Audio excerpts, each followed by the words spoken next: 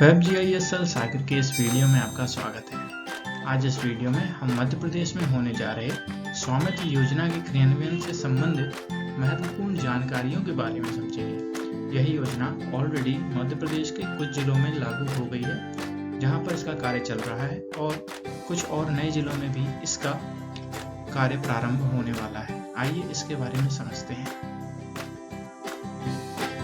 तो इसकी शुरुआत होती है दिनांक 24 अप्रैल 2020 को, जब पंचायती राज दिवस के अवसर पर भारत के प्रधानमंत्री श्री नरेंद्र मोदी जी ने भारत के ग्रामीण क्षेत्रों के लिए स्वामित्व योजना की घोषणा की। गांवों में संपत्ति को लेकर जो स्थिति रहती है वो आप जानते ही हैं। स्वामित्व योजना इसी को ठीक करने का एक प्रयास है। इसके तहत देश के सभी गाँवों में ड्रोन के माध्यम से गाँव की हर संपत्ति की मैपिंग की जाएगी। भारत की 60% आबादी ग्रामीण क्षेत्रों में रहती है। ज्यादातर लोगों के पास उनकी संपत्ति के स्वामित्व के दस्तावेज नहीं है। स्वामित्व योजना के माध्यम से ग्रामीणों को उनकी संपत्ति का एक मालिकाना हक मिल जाएगा। इस योजना के बाद संपत्ति पर लोन भी प्राप्त की जा सकेगी, जिससे उन्हें बहुत ज्यादा लाभ प्राप्त होगा। मध्य प्रदेश सरकार भी इस योजना का लाभ ग्रामीणों को देने जा रही है। यह कार्यवाही मध्य प्रदेश भू राजस्व संहिता 1959 की धारा 64, 107(1) खा एवं मध्य प्रदेश भू राजस्व संहिता नियम 2020 के अंतर्गत की जाएगी। भारत सरकार ने ग्रामीण आबादी सर्वे हेतु स्वामित्व योजना प्रारंभ की है। अतः राज्य की ग्रामीण आबादी सर्वे योजना केंद्र स्वामित्व योजना के अंतर्गत संचालित किया जा रहा है। इस योजना का लक्ष्य ग्रामीण क्षेत्र की आबादी का सर्वेक्षण एवं अधिकार अभिलेख तैयार किया जाना है, जिससे संबंधित आबादी क्षेत्र के समीप यदि दखल रहित भूमि बसाहटें हैं जो आबादी क्षेत्र में संबंधित नहीं है, तो ऐसी स्थिति में संहिता की धारा 243 के उपबंधों के अधीन कलेक्टर महोदय द्वारा दखल रहित भूमि की आबादी क्षेत्र घोषित किए जाने की कार्यवाही की जा सकेगी, जिससे सर्वे के दौरान उन्हें भी इस योजना का लाभ प्रदान किया जा सकेगा।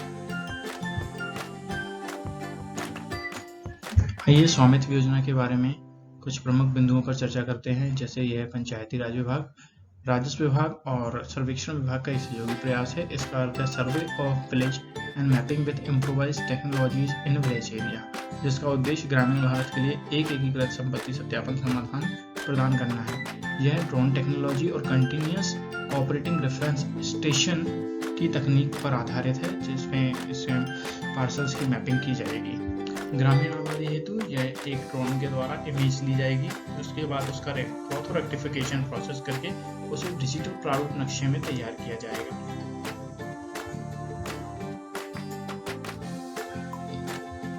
स्वामित्व योजना हेतु केवल वे संपत्ति धारक ही पात्र होंगे जो मध्य प्रदेश भू राजस्व संहिता 1959 यथा संशोधित 2018 के लागू होने की दिनांक, जो कि 25/9/2018 है, को आबादी भूमि पर अधिभोगी थे, अथवा जिन्हें इस दिनांक के पश्चात विधि पूर्वक आबादी भूमि में भूखंड का आवंटन कर दिया गया हो।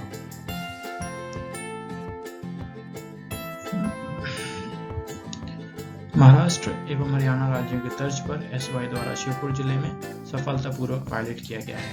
आबादी सर्वे में ड्रोन द्वारा प्राप्त इमेजनरी इस प्रकार से प्रदर्शित होती है और चूना डालने की गतिविधि का ये चित्र है जो आप देख रहे हैं। जैसे हम चूना डालते हैं वैसे हमारा मैप क्लियर हो जाता है। योजना के क्रियान्वयन हेतु विभिन्न समितियों का गठन किया जाएगा, जिसमें सर्वप्रथम राज्य संचालन समिति का गठन किया जाएगा। इसके बाद जिला स्तरीय समिति का गठन किया जाएगा, जिसमें कलेक्टर अध्यक्ष होंगे और अधीक्षक भू अभिलेख सदस्य सचिव के रूप में कार्य करेंगे। बाकी सभी सदस्य होंगे। तहसील स्तरीय समिति में अनुविभागीय अधिकारी अध्यक्ष होंगे और तहसीलदार सदस्य सचिव के रूप में काम करेंगे।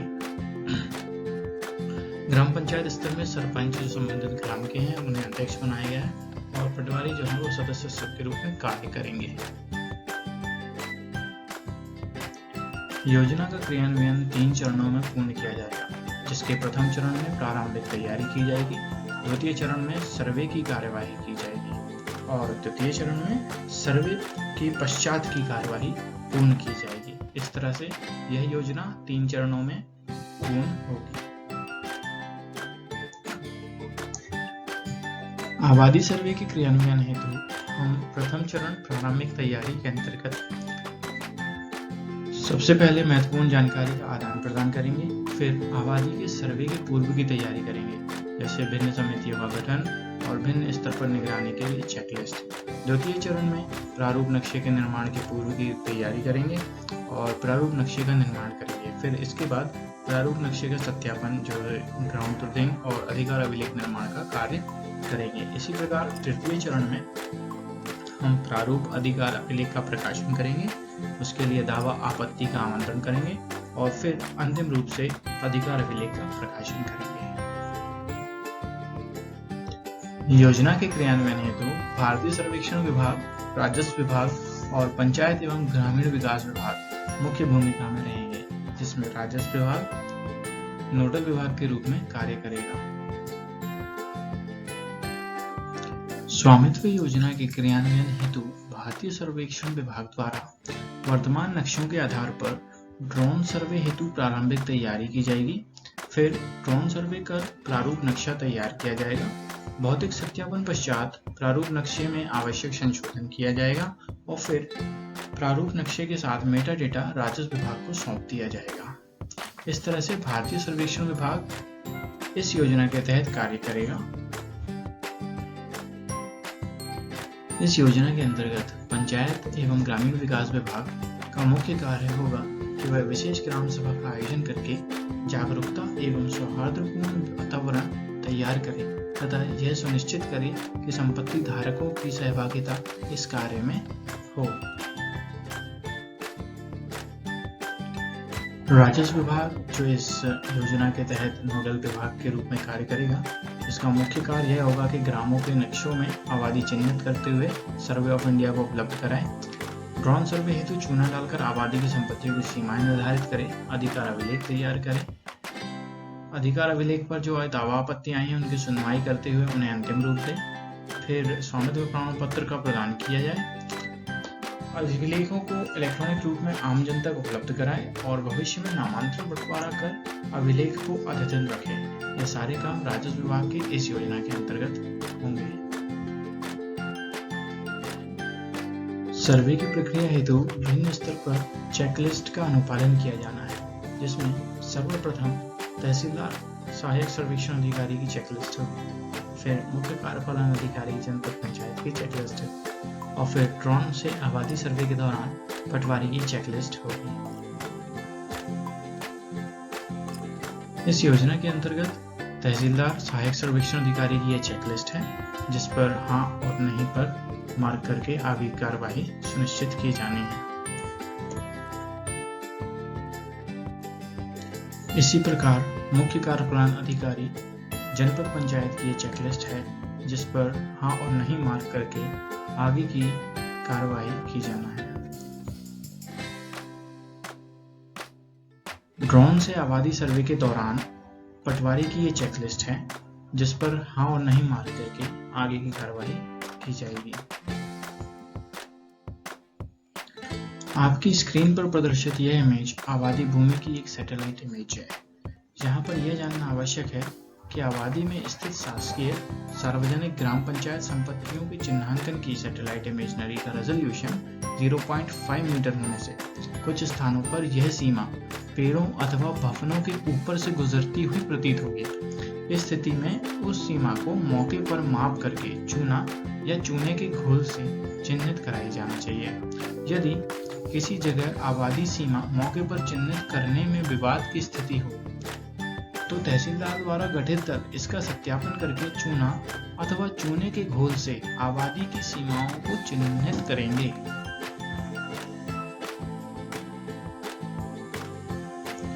आबादी सर्वे के कार्य के दौरान संपत्ति धारक के नाम का निर्धारण करते समय कुछ इस तरह की परिस्थितियां मौके पर हो सकती हैं।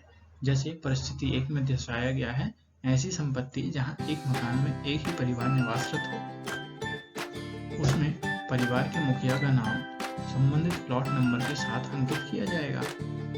जैसे उदाहरण के लिए दिया गया है प्लॉट नंबर 2001 राहुल पुत्र राजेश। इसी प्रकार एक परिस्थिति और निर्मित हो सकती है, जिससे ऐसी संपत्ति जहां एक मकान में एक से अधिक परिवार निवासरत हैं, उसमें प्रत्येक परिवार के मुखिया का नाम एवं हिस्सा की जानकारी संबंधित प्लॉट नंबर के साथ अंकित किया जाएगा। जैसे यदि एक ही घर में 2 परिवार निवासरत हैं तो प्लॉट नंबर 2001 राहुल पुत्र राजेश हिस्सा 1/2 और रवि पुत्र मोहन चंद्र हिस्सा 1/2।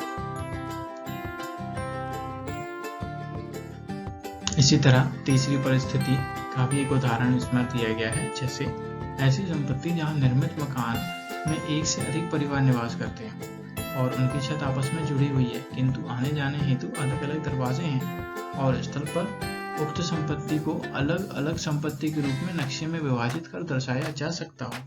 प्रारूप नक्शे में ऐसी संपत्ति हेतु यदि एक ही प्लॉट नंबर अंकित किया गया है। जैसे उदाहरण के लिए अगर हम देखें तो प्लॉट नंबर 1001 है जिसमें 2 पृथक दरवाजे हैं और छत आपस में जुड़ी हुई है, तब इस केस में प्लॉट नंबर 1001 जो रहेगा वो राहुल पुत्र राजेश एग्जाम्पल, और दूसरा प्लॉट नंबर 1001/2 ये रवि पुत्र मोहन चंद्र के नाम अंकित किया जाएगा। इसी प्रकार परिस्थिति 4 अनुसार ऐसी संपत्ति जिसमें निर्मित मकान की छत आपस में जुड़ी हुई है और एक से अधिक परिवार निवास करते हैं एवं आने जाने हेतु एक ही दरवाजा है, या एक मकान एक मंजिल में एक या अधिक परिवार एवं दूसरी मंजिल में एक या अधिक परिवार निवासरत हों, ऐसे प्लॉट को शामिल संपत्ति माना जाकर निवासरत परिवारों के मुखिया के नाम अंकित कर हिस्सा अंकित किया जाएगा।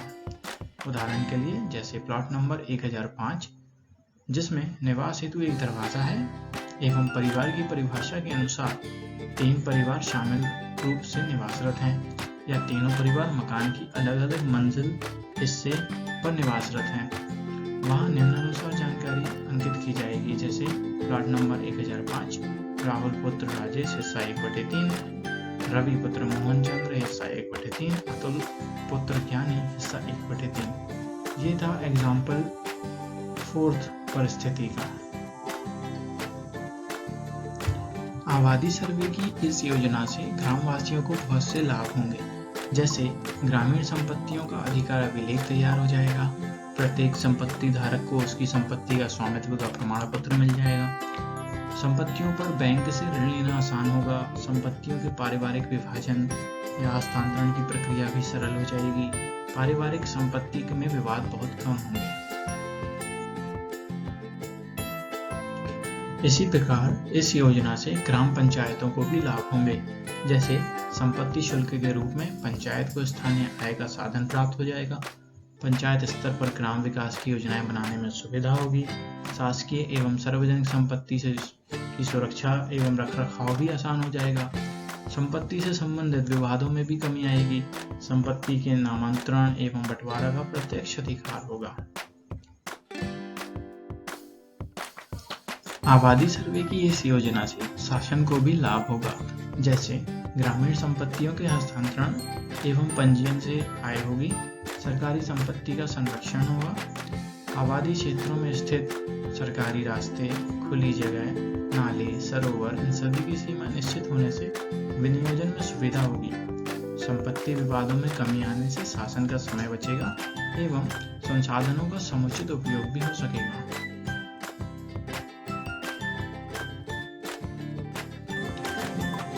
इस पूरी योजना के क्रियान्वयन हेतु इस तरह से समय सीमा निर्धारित की गई है। यह योजना कुल 180 दिन की योजना है, जिसे इस तरह से विभाजित करते हुए अलग अलग दिनों में इसका क्रियान्वयन किया जाएगा।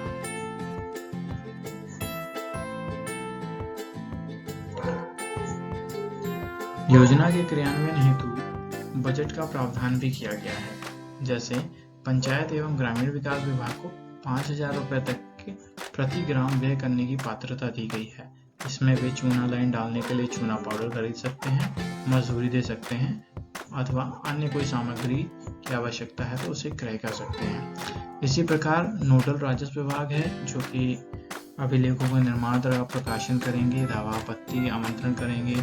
तो इसके लिए उन्हें प्रकाशन के लिए मजदूरी, सामग्री, प्रिंटिंग, स्टेशनरी इन सब चीजों के लिए 7,500 रुपए तक का की पात्रता दी गई है। और ये सारा जो व्यय है ये पंचायत एवं ग्रामीण विकास विभाग के अंतर्गत संचालित मनरेगा आरजीएसई तथा 15वें वित्त आयोग की राशि से की जाएगी।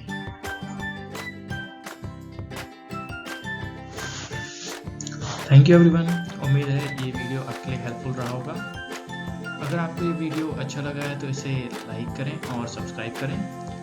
जरूरी दस्तावेजों की जो लिंक है वो डिस्क्रिप्शन पे दी गई है, उन्हें भी जरूर देखें और इसे सब्सक्राइब करना ना भूलें। Thank you everyone.